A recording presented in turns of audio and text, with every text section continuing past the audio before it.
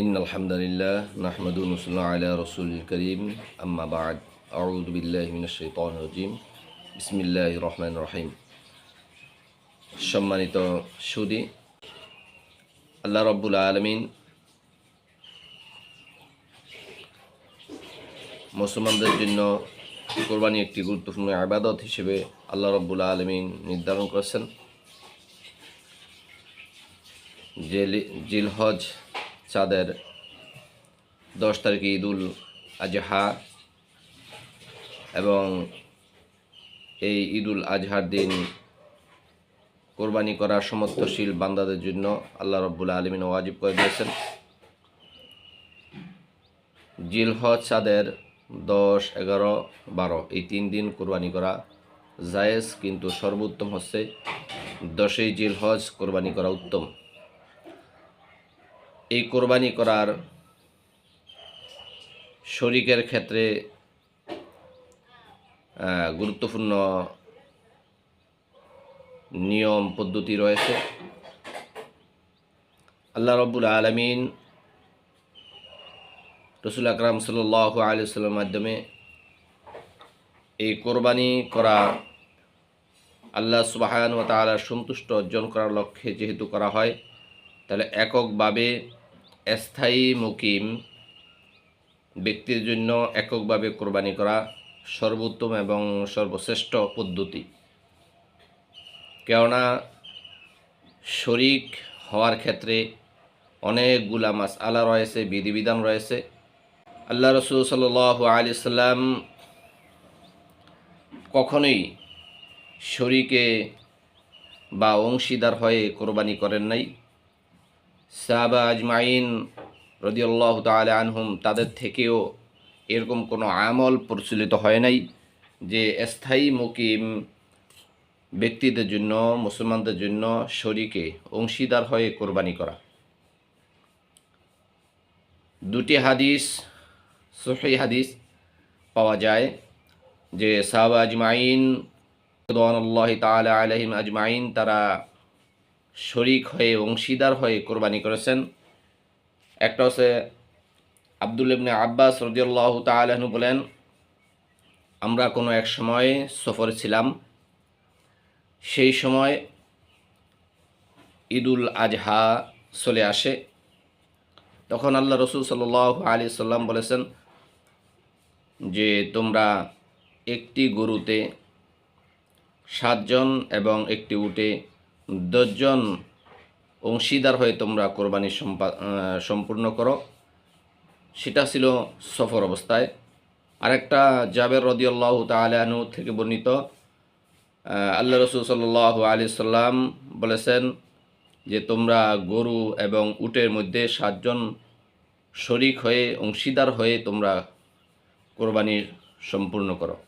তাহলে এই দুটো হাদিসেই সফর অবস্থার হাদিস, কিন্তু দুঃখের বিষয় হলেও সত্য যে আমাদের দেশে প্রচলিতভাবে একেবারে আবশ্যক মনে করে তারা সমর্থশীল ব্যক্তিরাও কোরবানির পশুতে অংশীদার হয়ে ভাগে তারা কোরবানিতে অংশগ্রহণ করেন।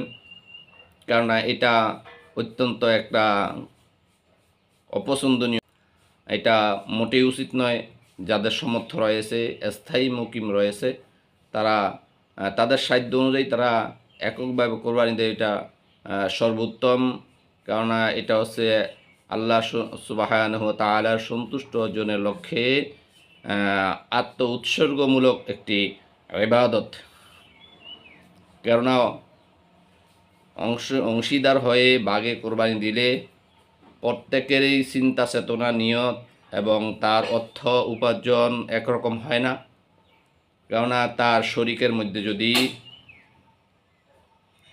কারো উপার্জন অসৎ হয়, কারো নিয়তের মধ্যে যদি কোনো অসৎ উদ্দেশ্য থাকে, লোক দেখানোর উদ্দেশ্য থাকে, তাহলে এই তাদের নিয়তির কারণে, তাদের উপার্জনের কারণে অন্য অন্য অংশীদারের কোরবানিতে ত্রুটি চলে আসতে পারে এবং আসে। এই জন্য অংশীদার হয় মুকিম স্থায়ীদের জন্য অংশীদার হয়ে ভাগে কোরবানি না দেওয়াই সর্বোত্তম পদ্ধতি।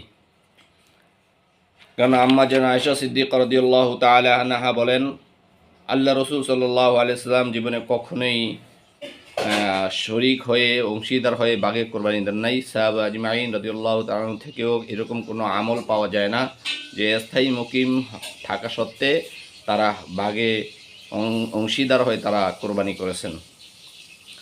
আম্মা জান আয়েশা সিদ্দিকা রাদিয়াল্লাহু তাআলা বলেন যে আল্লাহ রসুল সাল্লাল্লাহু আলাইহি সাল্লাম কোরবানির সময় বলতেন যে একটি 2 শিংওয়ালা দুম্বা বা বকরি খাসি তিনি সংগ্রহ করতেন এবং সেটা সাদা অথবা কালো হতো। আল্লাহ রসুল সাল্লাল্লাহু আলাইহি সাল্লাম আল্লাহর নাম নিয়ে এই কোরবানি আল্লাহ সন্তুষ্টির জন্য করতেন। তিনি বলতেন, বিসমিল্লাহি আল্লাহুম্মা তাকাব্বাল মিন মুহাম্মদ ওয়া আলি মুহাম্মদ ও মিন উম্মতিহি মুহাম্মদ। যে আম্মা জান আয়েশা সিদ্দিকা রাদিয়াল্লাহু তাআলা বলেন যে আল্লাহ রসুল সাল্লাল্লাহু আলাইহি সাল্লাম কোরবানির পশু এনে তিনি আল্লাহর নামে জবাই করতেন এবং বলতেন যে আল্লাহ সুবহানাহু ওয়া তাআলা সন্তুষ্ট অর্জনের লক্ষ্যে আল্লাহর নামে মুহাম্মদের পক্ষ থেকে, তার পরিবারের পক্ষ থেকে, তার উম্মতের পক্ষ থেকে আল্লাহর নামে কোরবানি করলাম। সুবহানাল্লাহ। কিন্তু আমাদের দেশে প্রচলিত আছে যে অমকের নামে দাও, অমকের নামে দাও, ব্যক্তির নামে আমরা কোরবানি দেই।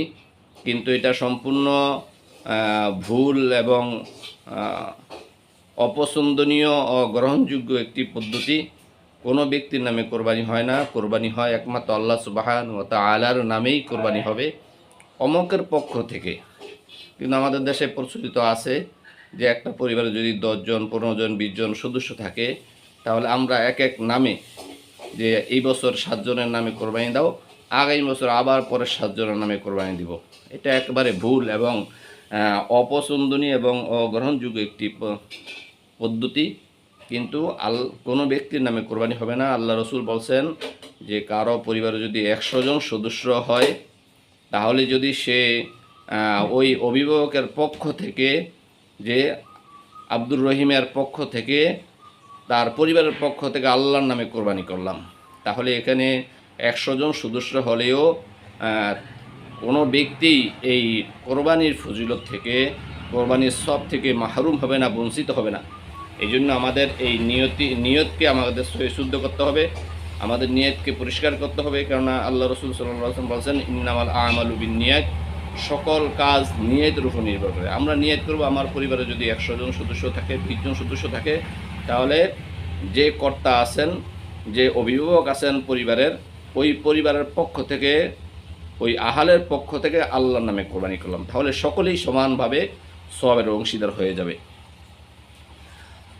আরেকটা বিষয় আমাদের খেয়াল রাখতে হবে যে মুসাফির অবস্থা যে হাদিসগুলো রয়েছেন সেটা মুসাফির অবস্থায়, কিন্তু মুকিম অবস্থায় আমাদের চেষ্টা করব যে আমরা এককভাবে আমাদের সাধ্য অনুযায়ী এককভাবে আমরা কোরবানিতে অংশগ্রহণ করব।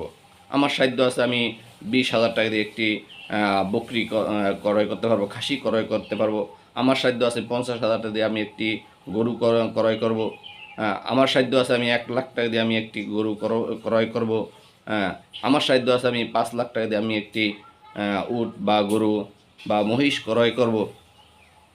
তাহলে আমার সাধ্য অনুযায়ী আমরা এককভাবেই একটি প্রাণী ক্রয় করে আল্লাহর জন্য উৎসর্গ করব ইনশাআল্লাহ। আমরা আমাদের সাধ্য অনুযায়ী আমরা অংশ জানা সত্ত্বেও আমরা অংশীদার হয়ে ভাগে আমরা কোরবানির থেকে আমরা বিরত থাকার চেষ্টা করব। কেননা সকলের নিয়ত একরকম হয় না, সকলের উপার্জন একরকম হয় না।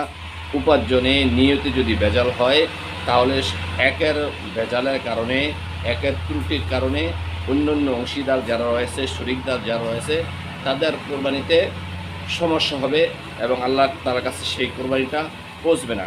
কারণ আল্লাহ তাআলা বলতেছেন, লান তানাল বিররা হাত্তা তুনফিকু মিম্মা তুহিব্বুন, যে আল্লাহ তাআলার কাছে পবিত্র জিনিস ছাড়া, আল্লাহ ভালো জিনিস ছাড়া আল্লাহ তাআলা তা পছন্দ করেন না এবং গ্রহণ করেন না। এই জন্য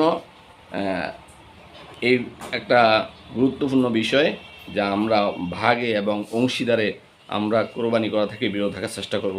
কিন্তু মুসাফির অবস্থায় কেননা অর্থের একটা সীমাবদ্ধ থাকে, তার টাকা পয়সার একটা সীমাবদ্ধ থাকে, সেই ক্ষেত্রে যদি কেউই আল্লাহ সন্তুষ্টির জন্য ভাগে অংশীদার হয়ে তারা কোরবানি দেয়, সেটা আল্লাহ তাআলা অবশ্যই কবুল করে নেবেন। কিন্তু মুকিম অবস্থায় তার কাছে একটা পরিমিত বা অর্থের যোগানের ব্যবস্থা করা হয়ে যায়। এই জন্য আমাদের সাধ্য অনুযায়ী, যার যার সাধ্য অনুযায়ী তৌফিক যতটুকু দাম দিয়ে সে বা অর্থ দিয়ে সে প্রাণী ক্রয় করতে পারবে, সেই সাধ্য অনুযায়ী এককভাবে কোরবানি দেয় সর্বোত্তম এবং সর্বশ্রেষ্ঠ। এটা আল্লাহ তাআলার কাছে অত্যন্ত পছন্দনীয়। আল্লাহ তাআলা এই সংক্ষিপ্ত পরিসরে কোরবানির যে ফজিলত, অংশীদার হয়ে কোরবানি দেওয়ার যে গুরুত্ব বা এককভাবে কোরবানি দেওয়ার যে গুরুত্ব রয়েছে, আমরা যেন সকলেই এই বিষয়গুলো উপলব্ধি করে অনুধাবন করে একমাত্র আল্লাহ সুবহানাহু ওয়া তাআলার সন্তুষ্ট অর্জন করার লক্ষ্যেই আমরা এই আত্মত্যাগমূলক আল্লাহর সন্তুষ্টির জন্য কোরবানি করতে পারি। আল্লাহ তাআলা আমাদের সকলকে সেই তৌফিক দান করুক। আমিন। ওয়া মা তৌফিক ইল্লা বিল্লাহ। আসসালামু আলাইকুম ওয়া রাহমাতুল্লাহি ওয়া বারাকাতুহু।